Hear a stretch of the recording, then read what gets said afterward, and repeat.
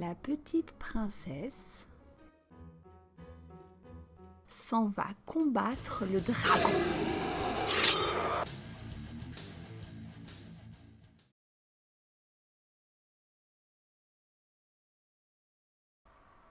Bonjour à toutes et à tous et bienvenue sur mon curieux booktube féministe.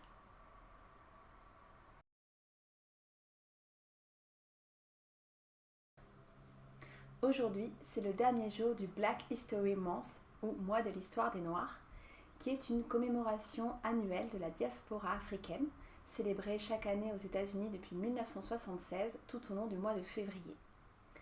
Dans ce cadre, moi j'ai eu très envie de vous parler d'une bande dessinée que j'ai lue récemment et qui a été un vrai coup de cœur. Il s'agit de Blanc autour, de Wilfried Lupano au scénario et Stéphane Fert pour l'illustration, publié chez Dargaud en novembre 2020. Blanc autour, c'est une bande dessinée inspirée de faits réels qui se déroule à Canterbury, dans le Connecticut, en 1832, lorsqu'une jeune femme blanche, Prudence Crandall, va décider d'ouvrir son école pour jeunes filles de bonne famille à une élève noire, ce qui va évidemment avoir des conséquences. Pour vous faire un petit point historique et géographique, le Connecticut, c'est un état au nord-est des États-Unis. Et à l'époque où se déroule le récit, l'esclavage a été aboli donc dans les États du Nord, mais pas encore dans les États du Sud. Et ça ne sera le cas qu'après la guerre de sécession, donc qui va se dérouler entre 1861 et 1865, donc une guerre civile entre l'Union au nord, qui est menée par Abraham Lincoln, qui va remporter la guerre, et la Confédération au sud, qui est l'alliance en fait de 11 États qui ont fait sécession. En 1832, l'esclavage a donc été aboli dans le Connecticut, dans le sens où on ne peut plus y importer d'esclaves. C'est le cas depuis 1774. Mais plus qu'une véritable abolition, c'est davantage une émancipation progressive des esclaves qui va débuter en 1784 avec le Gradual Abolition Act. Dans les faits, il faudra attendre 1848 pour que soit votée une loi qui mette véritablement fin à l'esclavage. Selon les données du recensement américain aux alentours des années 1830, il y avait dans le Connecticut 0,3% de noirs, d'hommes et de femmes essentiellement libres, même si libre ne veut pas dire avoir des droits et encore moins être accepté. Comme l'auteur nous le précise au début de la BD dans l'avant-propos, pour les habitants du Connecticut à cette époque, c'est 0,3% de noirs, c'est déjà encore un peu trop. Cet avant-propos nous apporte également des informations sur un point de contexte essentiel à cette BD, un événement qui s'est déroulé dans le sud des États-Unis, en Virginie, mais qui va avoir un impact vraiment sur tout le pays. C'est la révolte sanglante des esclaves menée par Nat Turner en 1831. Cette révolte, elle va durer 2 jours et pendant 2 jours, Nat Turner et sa bande vont assassiner une 60aine de personnes, hommes, femmes, enfants, vieillards, issus de familles possédant des terres et donc des esclaves. Turner finira par être arrêté et exécuté avec 18 de ses compagnons, mais cette insurrection va entraîner une répression légale et illégale, plus sanglante, plus violente encore, avec l'apparition de nouvelles lois, notamment une qui interdit par exemple aux Noirs de se réunir à plus de 3 personnes.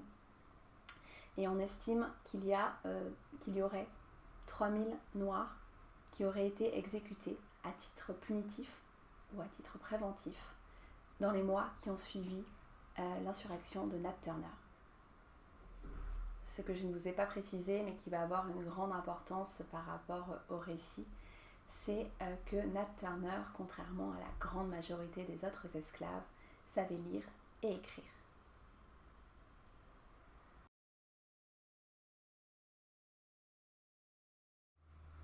Je vous parle de ça parce que si cette BD aborde un sujet révoltant, elle fait aussi partie de ces ouvrages qui mettent en avant des femmes qui ont fait preuve d'une force et d'un courage incroyables pour participer à rien de moins que changer l'histoire, au péril de leur sécurité, au péril de leur vie parfois. Et Prudence Crandall et ses jeunes élèves sont de ces femmes. Je vous ai dit que Blanc autour donc était inspiré de faits réels, mais elle ne va pas coller exactement à la réalité. Donc si vous voulez connaître la véritable histoire de Prudence Crandall et de son pensionnat de Canterbury, je vous invite à aller lire l'article que je vous mets en présentation de la vidéo qui vient du très très chouette blog L'Histoire par les femmes. Moi, ce que je vais vous présenter ici, ce sont vraiment les événements tels que racontés dans la bande dessinée. À une époque où instruire les filles était déjà une drôle d'idée, Prudence Crandall va donc accepter dans son école une jeune fille noire, Sarah, après que celle-ci soit venue la trouver pour comprendre pourquoi, quand on mettait un bâton dans l'eau, celui-ci donnait l'impression de se briser. Cette décision va avoir pour conséquence que les familles blanches vont refuser désormais d'envoyer leurs filles à l'école, pensant ainsi contraindre Prudence Crandall à revenir sur sa décision, mais ça va avoir l'effet contraire puisqu'elle va finalement décider de n'ouvrir son école qu'à de jeunes filles noires. Évidemment, cela va être vécu comme une véritable provocation par la ville de Canterbury, qui a toujours en tête donc l'insurrection de Nat Turner et le danger à voir les Noirs aller à l'école et s'instruire. Va alors commencer une longue série d'humiliations, d'intimidations, de violences à l'encontre du pensionnat et de ses élèves, qui va aboutir finalement à la Black Law, une loi votée dans le Connecticut qui interdit de diriger une école accueillant des étudiants et étudiantes afro-américaines venus d'autres États sans l'autorisation de la ville. Je ne vais pas vous en dévoiler davantage parce que c'est vraiment une BD que je vous invite à découvrir. Au-delà de son importance sur les plans historiques et féministes, c'est aussi une BD qui est visuellement très belle et ça a quand même son importance. C'est une BD qui est parfois très drôle aussi, avec des personnages féminins avec des caractères très forts, très contrastés et toujours une grande dignité. Et c'est une BD qui va aussi apporter tout un ensemble de réflexions sur des notions telles que la religion ou encore la liberté. Cette notion de liberté, elle est particulièrement représentée par un personnage qui se situe en marge du récit comme de la société et qui est surnommé Sauvage. Sauvage, c'est un jeune garçon qui vit seul ou presque dans la forêt et qui va avoir un regard très critique sur ces jeunes filles qui prétendent se libérer en allant à l'école des Blancs. Là où l'on apprend par exemple l'histoire, mais l'histoire des vainqueurs, et à cette époque les vainqueurs donc ce sont les Blancs. Sauvage, lui, il préfère déclamer à qui veut l'entendre et surtout à qui ne veut pas l'entendre des extraits du journal de Nat Turner et appeler à la révolte. À la fin de la BD, il y a quelques pages biographiques qui nous rapportent l'histoire de Prudence Crandall et de son pensionnat, de Sarah Harris, sa première élève noire, et de plusieurs autres de ses pensionnaires. Et j'ai trouvé ça extrêmement intéressant et j'ai eu envie de prolonger ma lecture avec l'essai d'Audrey Célestine qui s'intitule Des vies de combat, femmes noires et libres et qui est paru chez l'Iconoclaste en 2020. Ce livre retrace le parcours de femmes noires qui ont mené ou mènent encore des vies de combat. La première de ces femmes, c'est Harriet Tubman qui, au milieu du 19e siècle, donc était une esclave, qui s'est échappée, qui s'est donc libérée et qui a aidé des centaines d'hommes et de femmes à se libérer à leur tour, grâce notamment au réseau clandestin de l'Underground Railroad. La dernière, c'est Assa Traoré, qui depuis 2016 réclame justice pour la mort de son frère Adama suite à une intervention policière. Tout au long de 150 ans d'histoire, ce sont les combats d'une soixantaine de femmes qui sont racontées. Certaines sont particulièrement connues comme Rosa Parks, Nina Simone ou Angela Davis. D'autres le sont beaucoup moins. Et si je me suis pour l'instant surtout concentrée sur la première partie qui s'intitule Vivre libre et qui est donc consacrée essentiellement à l'esclavage et à la ségrégation, j'ai vraiment envie de continuer ma lecture, de continuer à découvrir tous ces combats. C'est vraiment une lecture que je vous recommande chaudement.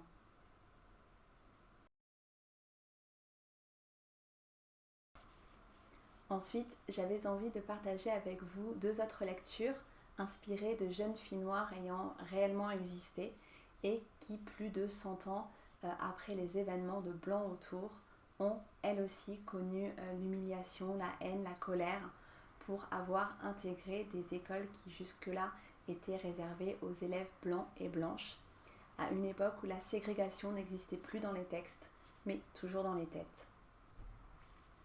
La première lecture, je vous en avais déjà parlé dans ma vidéo Back to the 60s.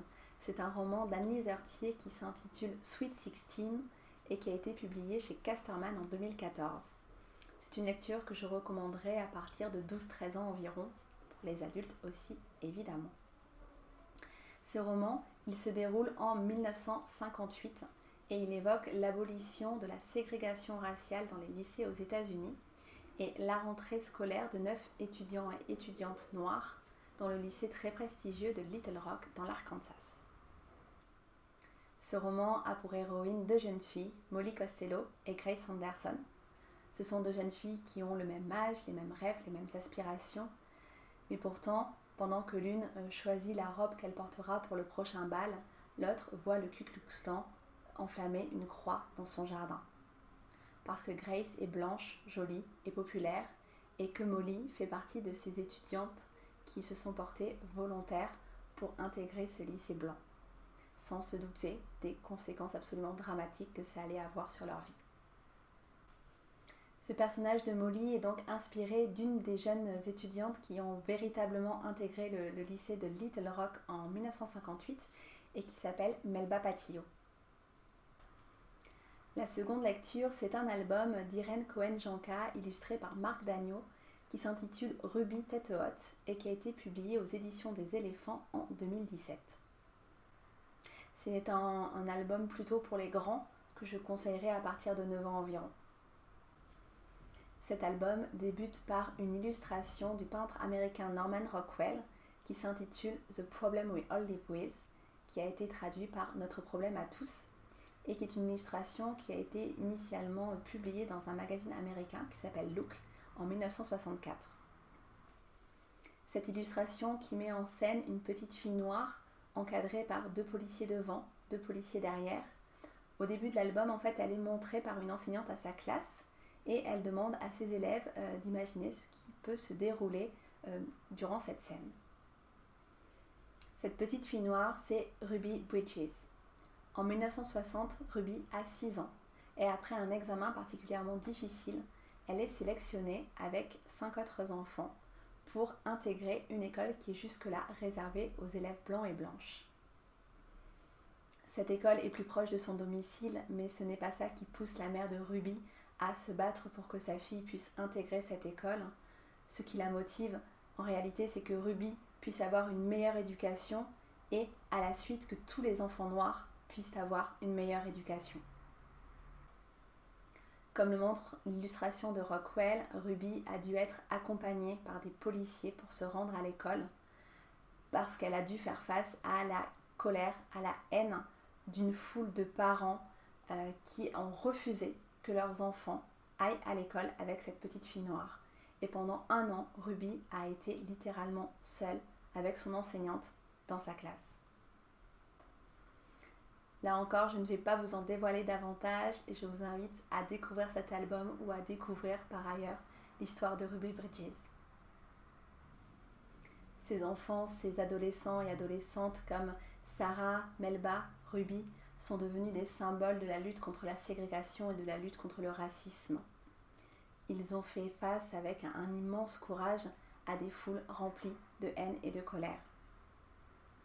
Et si le combat contre le racisme est loin d'être gagné, ce que le mouvement Black Lives Matter nous rappelle tous les jours, j'ai envie de croire que ces symboles et aussi et surtout tous ces gestes quotidiens, toutes ces actions que l'on ne voit pas, que l'histoire ne retiendra pas, que tout ça permet en tout cas de faire évoluer la situation. Dans tous les cas, je ne peux que vous conseiller de découvrir les différentes lectures que je vous ai proposées aujourd'hui, qui sont vraiment très intéressantes, très importantes. Si vous connaissez d'autres romans, d'autres BD, d'autres livres sur le sujet, n'hésitez surtout pas à les partager en commentaire. Merci beaucoup d'avoir pris le temps de regarder cette vidéo. J'espère qu'elle vous aura plu, qu'elle vous aura intéressé. N'hésitez pas à me laisser un petit pouce levé si ça vous a plu, à me laisser donc un commentaire pour continuer à échanger sur le sujet. Merci encore et à très bientôt.